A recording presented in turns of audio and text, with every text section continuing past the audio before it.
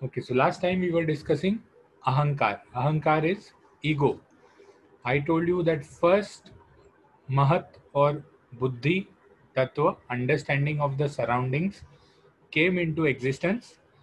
Then came into existence the Ahankar. Ahankar is what? Ahankar is ये मेरा है, ये मेरा नहीं है. So a group of cells got together and formed an organism. So the first multicellular organism can be correlated with Ahankar. The Ahankar is ego, a feeling of association, a need of possession. So this is how even the unicellular organisms progress towards multicellularity. So Ahankar can be classified into three types as per Triguna: Sattva Guna, Raja Guna and Tama Guna. In Mahat, already Sattva Guna is more. In Ahankar, the Rajas Guna is more. Rajas Guna is the Guna of Vata.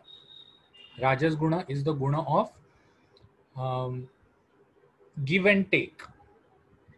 So the creator of 5 Tanmatras and 5 Mahabhuts and 11 Indriyas is Ahankar.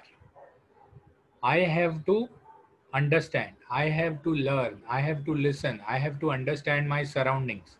So when that I come into existence, when that I comes into existence, it forms the 11 Indriyas. Because what is Man? Man is nothing but I, me, myself. So the creator of 5 Tanmatras, 5 Mahabhuts and 11 Indriyas is Ahankar. राजस अहंकार और सात्विक अहंकार एक साथ होके 11 इंद्रिय बने. राजस अहंकार और तामस अहंकार एक साथ होके 5 तन्मात्राएं बनी और 5 महाभूत बने.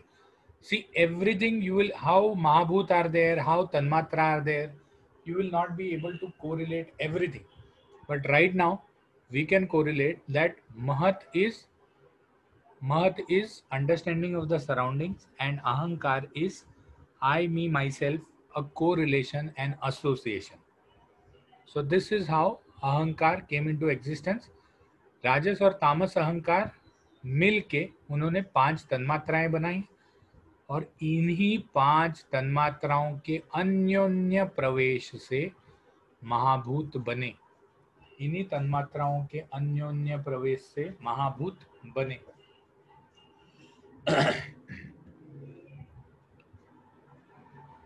So Ayurveda 24. Ayurveda takes 24 tattvas from Sankhya order, classifies into Ashta Prakriti and Shodash Vikar. Now what is Ashta Prakriti? Ashta Prakriti का एक क्वेश्चन आपको टर्मिनल एग्जाम में भी आया था, मिड टर्म एग्जाम में. अष्ट प्रकृति मतलब वो चीजें जो किसी चीज को बनाती हैं, और षोडश विकार मतलब वो चीजें जो किसी भी चीज को बनाती नहीं है. तो जैसे अष्ट प्रकृति में क्या आया? अव्यक्त, महत, अहंकार, आकाश, वायु, अग्नि, जल, पृथ्वी. इसमें तन्मात्राएं भी आ गई और आपके महाभूत भी आ गए. तो जैसे आकाश ने श्रोत्रेंद्रिय बनाया, आकाश और वायु से मिलकर. फिर स्पर्शनेन्द्रिय बनाया, आकाश और वायु ने मिलकर.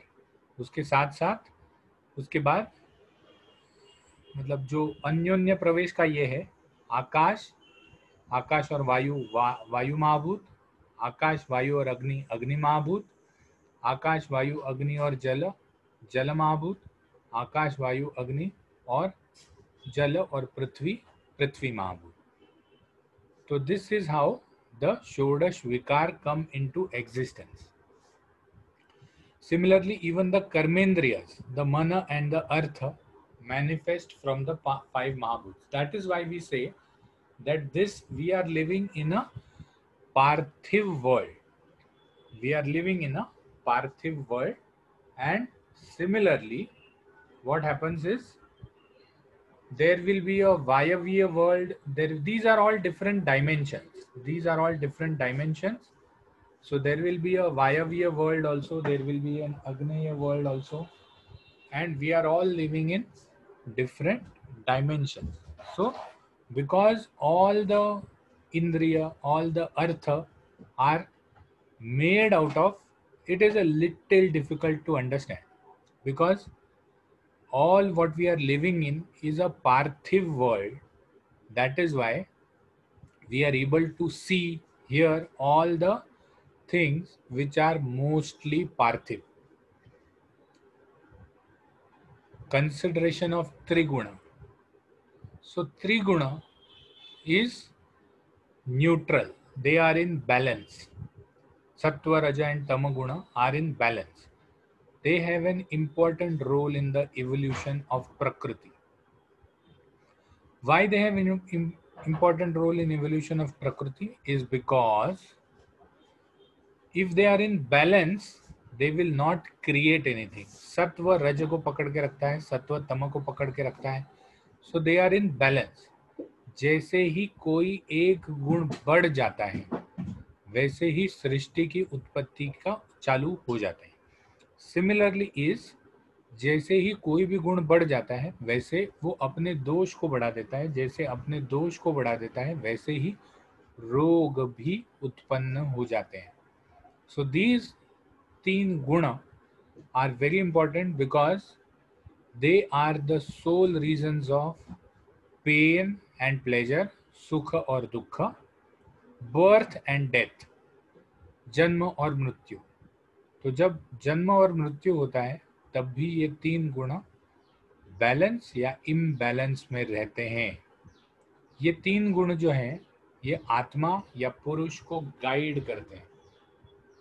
गाइड करते हैं मतलब आत्मा को जिस हिसाब से वृत्ति होती है, इच्छा होती है, आत्मा की जिस हिसाब से कोई क्या कहते हैं उसको, उसको इंग्लिश में वर्ड है, English word I am forgetting, but आत्मा की जिस हिसाब से डिजायर्स, आत्मा के जिस हिसाब से डिजायर होती है, उस हिसाब से शरीर या प्रकृति उत्पन्न होती है. अब शरीर में देखो, शरीर में तम गुण जब बढ़ जाएगा, तम गुण कब बढ़ता है? तम गुण जैसे रात को बढ़ता है. सत्व जो है वो लघु प्रकाशक है और तम जो है वो अंधेरे से रिलेटेड है.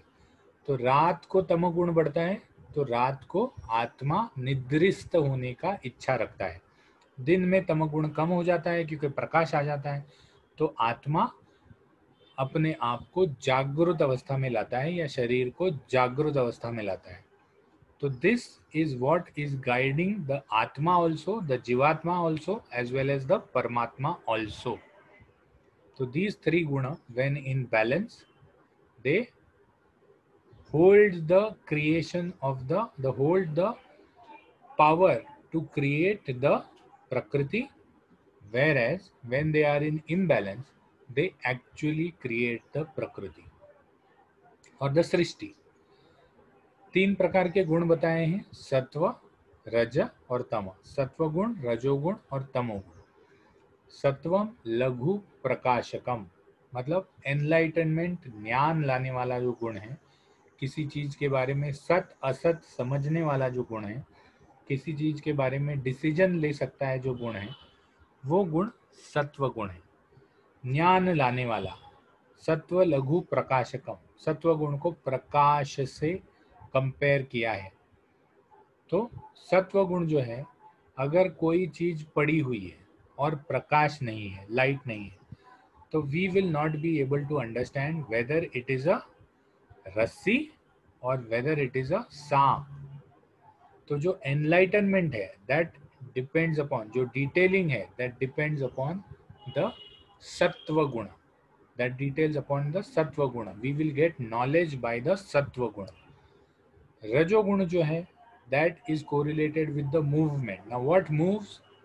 Nerve impulses move, thought moves. We go from one thought to the other thought because of रजोगुण. रजोगुण किस चीज, सत्व गुण किस चीज का है? शरीर में जो पित्त है उससे सत्व गुण का रिलेशन किया है. इसीलिए सर में बुद्धि, अहंकार, ये सब पित्त से रिलेटेड है. थॉट्स या फिर बॉडी मूवमेंट्स, ये सब रजोगुण से रिलेटेड है, इसीलिए इसको वात से रिलेट किया है। और कफ जो है तमोगुण, that will obstruct, that will control. तो जो ऑब्स्ट्रक्शन और कंट्रोल है उसको तमोगुण से रिलेट किया है, तमोगुण को कफ दोष से रिलेट किया है। So just as we have 3 दोष, वी हैव 3 गुण। तो सत्व, रज और तमोगुण को हमने देख लिया। अब हम आगे चलते हैं, एस्टेब्लिशमेंट ऑफ रीबर्थ। ये बहुत बड़ा ये है कि whether rebirth is there, because birth और टेकिंग बर्थ अगेन, गीता से लेके हर चीज ने रीबर्थ को माना है। अब रीबर्थ को मानने के लिए क्या कारण है? There are, one is the karma theory, कि मैंने कुछ भी इस जन्म में मैंने कुछ भी बुरा काम नहीं किया, फिर भी मेरे साथ बुरा हो रहा है।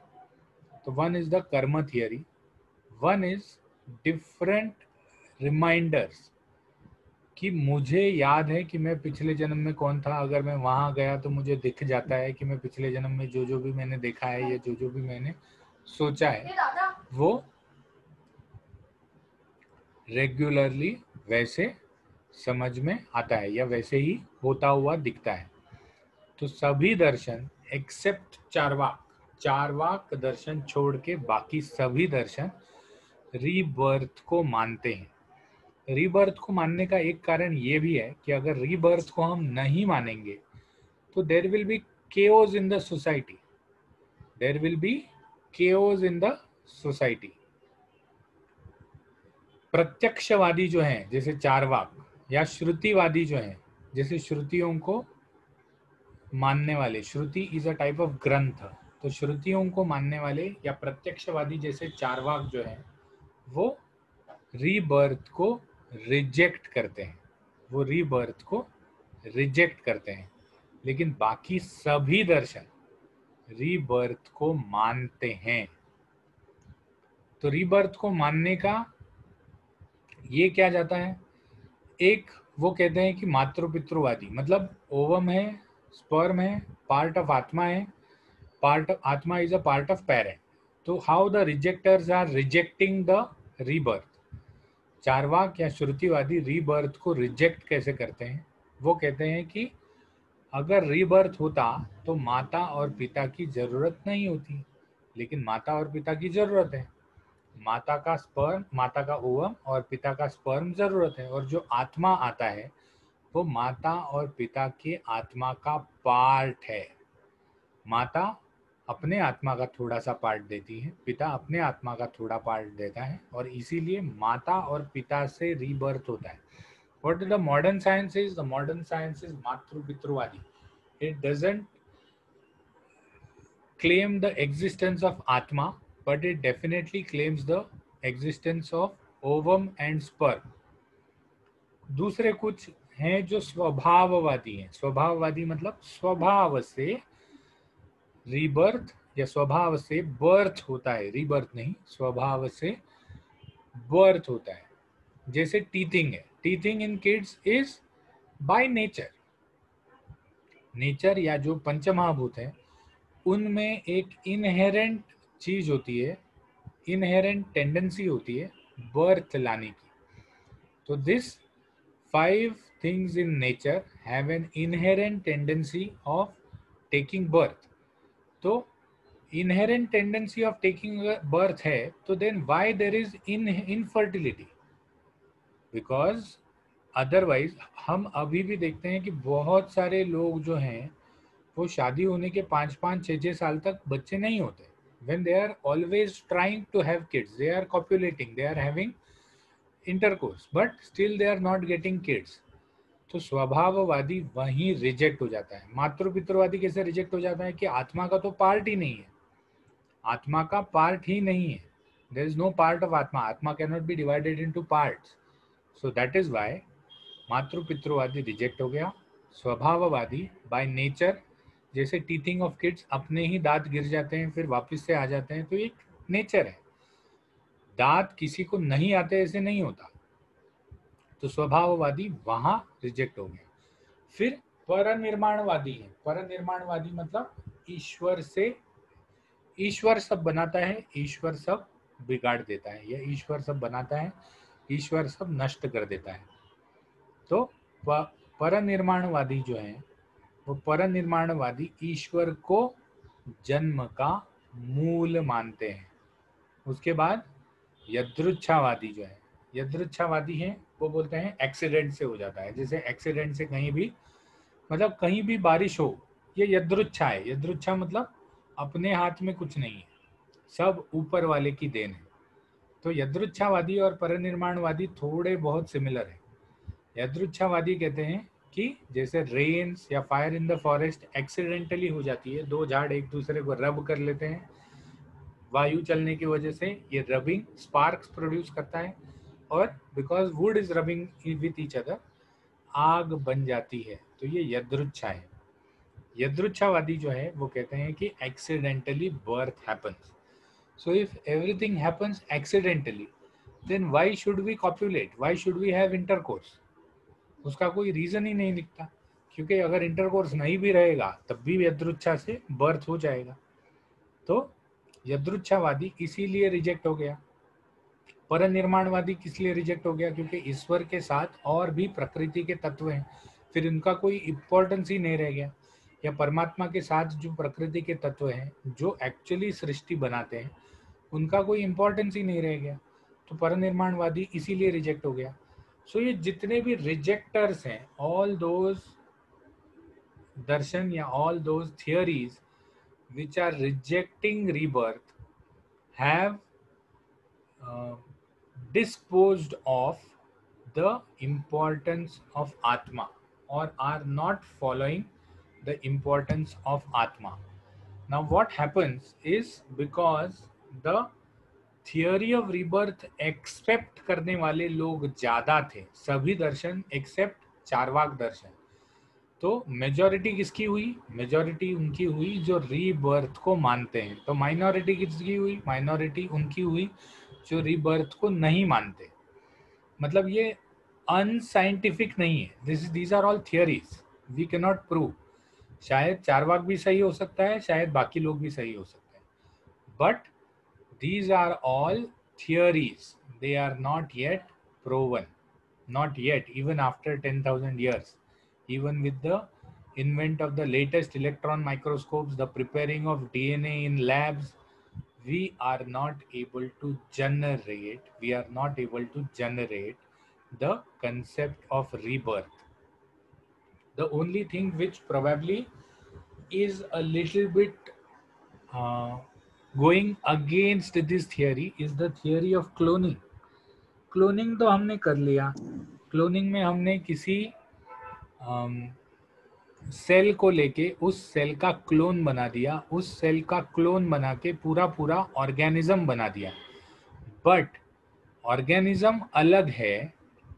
अब जैसे the first animal to be cloned was a sheep, the first animal to be cloned was a sheep.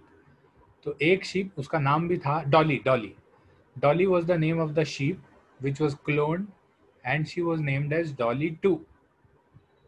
But the basic theory is Dolly 2 को अगर हम सुई से चुभाएं तो सिर्फ डॉली 2 के आत्मा को सुख या दुख होगा, डॉली 1 के आत्मा को सुख या दुख नहीं होगा। तो इसका मतलब ये है कि भले वो सेल, वो पांचभौतिक पार्ट दोनों डॉलियों का सेम है, फिर भी आत्मा दोनों डॉलियों का अलग अलग है। तो that is why the rebirth can not be accepted by the cloning theory also.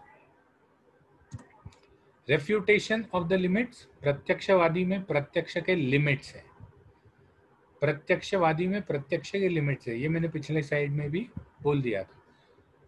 प्रत्यक्ष के लिमिट्स का क्या मतलब है? प्रत्यक्ष के लिमिट्स का मतलब है कि हम सिर्फ वही चीजें देख सुन समझ सकते हैं जो हमारी इंद्रियों को समझते हैं। हमारे इंद्रियों से परे भी, हमारे इंद्रियों से परे भी एक सृष्टि है, हमारे इंद्रियों से परे भी एक सृष्टि है जो हम देख नहीं सकते, अलग अलग वजह से, दूरात, सामीप्यात, प्रत्यक्ष, प्रकाश, वो जो 6 अलग अलग चीजें हैं जिससे हम किसी भी इंद्रिय के, मतलब कोई बड़ी चीज, अगर हम कोई बड़ा लाइट आए तो छोटा लाइट नहीं देख सकते, या फिर ज्यादा पास आए तो नहीं देख सकते, ज्यादा दूर गए तो नहीं देख सकते। तो इस हिसाब से प्रत्यक्ष के लिमिट्स हैं, तो हम अपने इंद्रियों के लिमिट्स से बाहर जाके नहीं समझ सकते, नहीं सोच सकते।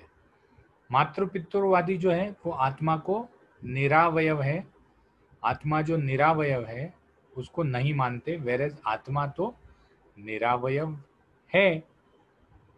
अगर आत्मा निरावयव नहीं होता तो माता और पिता के आत्मा का पार्ट अगर दूसरे बच्चे में चला जाता तो माता मर गई तो बच्चा भी मर जाना चाहिए, क्योंकि आत्मा तो सेम है, पार्ट है।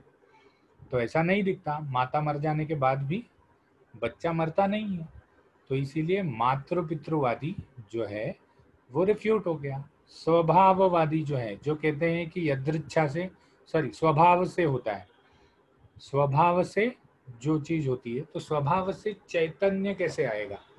चैतन्य is a feeling of life. अगर स्वभाव से चैतन्य आ जाता तो फिर जैसे कार्टून में दिखाते हैं कोई पत्थर जो है वो उठ के चलना चालू हो गया, तो पत्थर भी उठ के चलना चालू हो जाता, क्योंकि आत्मा तो स्वभाव से आता है, चैतन्य स्वभाव से आता है, ऐसा पकड़ रहे हैं। लेकिन चैतन्य एक्चुअली स्वभाव से नहीं आता। चैतन्य जो है वो लाने के लिए परमात्मा का रोल है। That is why we have living and non living things separately. तो इसीलिए जो स्वभाववादी हैं वो रिफ्यूट हो गए, बिकॉज चैतन्य इज नॉट एन एट्रीब्यूट। अगर परनिर्माणवादी हैं, परनिर्माणवादी जो हैं वो कहते हैं कि सब ईश्वर की इच्छा है। तो अगर सब कुछ ईश्वर की इच्छा है तो फिर आत्मा क्या है? आत्मा चैतन्य लाता है। अगर सब कुछ ईश्वर की इच्छा है तो आत्मा भी ईश्वर की इच्छा होनी चाहिए, लेकिन आत्मा तो अनादि है, अनंत है। तो इसका मतलब आत्मा के पहले कोई नहीं है, तो ईश्वर भी नहीं है आत्मा के पहले। तो परनिर्माणवादी जो है वो आत्मा के अनादि और अनंत रूप को नष्ट कर देते हैं। इसीलिए परनिर्माणवादी भी रिफ्यूट हो गया। और यदृच्छावादी में उन्होंने कहा कि अगर सभी चीजें यदृच्छा से होती है तो फिर इस सोसाइटी में केओस आ जाएगा, क्योंकि हर कोई अपने को जो सूटेबल है, अपने को जो, अगर मुझे पता है कि चोरी करना कोई पाप है ही नहीं, क्योंकि ये यदृच्छा है, कोई बर्थ है ही नहीं, तो सभी चोरी करने लग जाएंगे, सभी एक दूसरे का खून करने लग जाएंगे, तो सोसाइटी में केओस हो जाएगा। कर्मफल का सिद्धांत जो है वो डिसअप्रूव हो जाएगा। तो इसीलिए नास्तिकत्व को पाप माना है और यदृच्छावादी यदृच्छा को रिफ्यूट कर दिया है, यदृच्छा को रिफ्यूट कर दिया है। अब जैसे यदृच्छा को रिफ्यूट किया, परनिर्माणवाद को रिफ्यूट किया, तो रिफ्यूट करना ये नहीं है, कुछ न कुछ प्रमाण देने पड़ेंगे कि जिससे रीबर्थ एस्टैब्लिश हो, कुछ न कुछ प्रमाण देने पड़ेंगे जिससे रीबर्थ एस्टैब्लिश हो। तो उन्होंने कुछ प्रमाण दिए कि जिससे रीबर्थ एस्टैब्लिश होता है। फॉर एग्जाम्पल उन्होंने प्रत्यक्ष प्रमाण दिया। प्रत्यक्ष प्रमाण मतलब there is a natural instinct in, what are natural instincts? Basic instincts. Picture किसी ने देखा होगा, बेसिक इंस्टिंक्ट। तो basic instinct are nothing but food, भूख लगना, प्यास लगना, the maintenance of your own body as well as the propagation of the species are the basic instincts in every species. फिर that might be earthworm। अब earthworm को बहुत बड़ा brain नहीं होता, he has just a normal neural ring। उस neural ring में जैसे हमारा स्पाइनल कॉर्ड में एक रिंग होता है, वैसे ही उसको एक न्यूरल रिंग होता है। But still he knows that when he is adult he needs to copulate, he needs to have intercourse, he is a hermaphrodite, but still he has a natural instinct of copulation। So there is something which is a natural instinct। दूसरा, quality में difference. माँ बाप के दो बच्चे हैं, ठीक है। एक बच्चा जो है वो बहुत पढ़ाई करता है, दूसरा बच्चा पढ़ाई नहीं करता। एक बच्चा जो है वो पापी है, दूसरा बच्चा जो है वो पुण्यवान है। तो there is a quality difference in between the quality of two people of the same mother and father. So that is why there is something which induces this quality in those two children. There is something which induces these qualities in those two children. So that is why प्रत्यक्ष प्रमाण में हम ये मान सकते हैं कि कर्मफल नाम का कोई ना कोई चीज है, कर्मफल नाम का कोई ना कोई चीज है जो पिछले जन्म से आता है। वो हवा से तो पैदा नहीं हो सकता, तो कहीं ना कहीं वो किसी न किसी रूप में एग्जिस्टेंस है, जो एग्जिस्टेंस बच्चे में आ जाता है। तो this is how they establish rebirth by प्रत्यक्ष प्रमाण। अनुमान प्रमाण से सामान्य, सामान्य का मतलब यूजुअल कोर्स में देखा जाता है। अनुमान प्रमाण जो है वो यूजुअल कोर्स में देखा जाता है कि किसी किसी को अपना पुराना जन्म याद रहता है, किसी किसी को कहाँ गया था, क्या किया था, वो पिछले जन्म में याद रहता है और वैसे ही मिलता है। तो सामान्य, साथ ही साथ अनुबंधिक, अनुबंधिक इज अगेन रिलेटेड टू कर्म फल।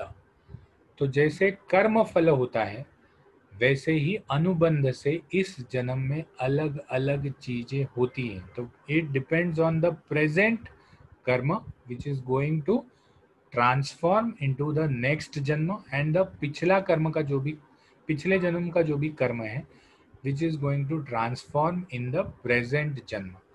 तो प्रत्यक्ष से हो गया रीबर्थ, अनुमान से हो गया रीबर्थ। नाउ आप्तोपदेश, उनका कहना है कि सभी शास्त्र जो हैं, चारवाक को छोड़ के, तो सभी शास्त्र जो हैं और सभी जो ज्ञानी पुरुष हैं वो रीबर्थ को मानते हैं।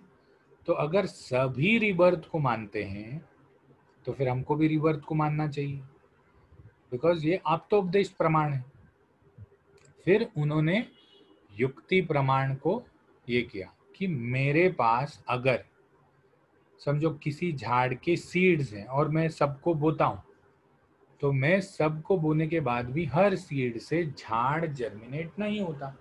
तो इसका मतलब ओवम और स्पर्म अगर प्रॉपर भी रहे तो जब तक आत्मा और सूक्ष्म शरीर उसमें अपने पुराने कर्म को लेकर अंदर नहीं आते तब तक बच्चा पैदा नहीं होता। That is why the high rate of infertility nowadays. Okay, so युक्ति प्रमाण ऑल्सो एस्टैब्लिशेस रीबर्थ। और लास्ट में उन्होंने कहा कि मोक्ष, साल्वेशन और लय, this is nothing but the dissolution of bonding.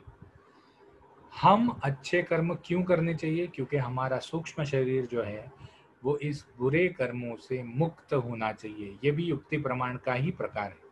तो बुरे कर्मों से मुक्त हो जाना चाहिए, इसलिए हमको शास्त्र कहता है कि अच्छे कर्म करो, अच्छा अच्छा कार्य करो।